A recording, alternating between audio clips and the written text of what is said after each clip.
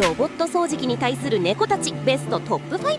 第5位逃走タイプ。こっちに向いた瞬間とにかく逃げます。